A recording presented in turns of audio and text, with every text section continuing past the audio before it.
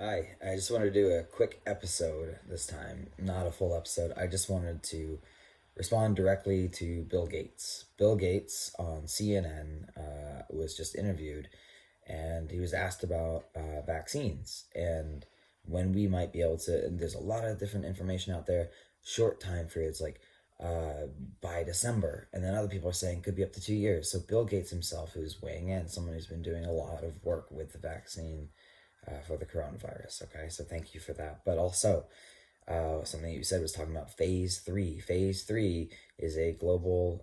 You're testing people for people that have pre-existing conditions. There's so many out there that you have to make sure that this vaccine is not going to have seriously detrimental effects to any part of the population.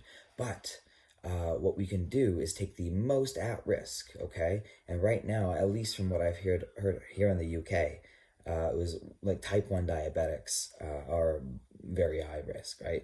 And there are a few others that are very high risk, but you look at highest risk and largest affected population, okay? And then you do that phase three testing there first, okay? You do that.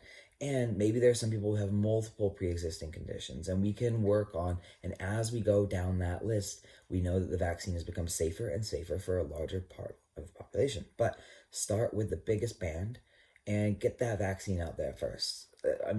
Is there something I'm missing here? Is there a reason that we can't do that? Because they are the most vulnerable anyway. So let's get the vaccine in their hands first, and then, geez, you cut down phase three. If you only had one pre-existing condition to test for, you could have that out within what? Come on, a month or so. The only reason they're talking these longer time periods is there are so many, and but there's so many that are a lot less prevalent now. If you want global release of the virus, then yes, you must achieve that first. But let's test for the largest groups first and move our way down and start releasing it in batches, okay? Seems like the best thing to do. Let's get the most immunocompromised immune as soon as possible. Let's start with type 1 diabetics. What do you think, Bill? Anybody else want to weigh in? I'll try and get this one out there as widely as possible because I think it's a good idea. What do you think?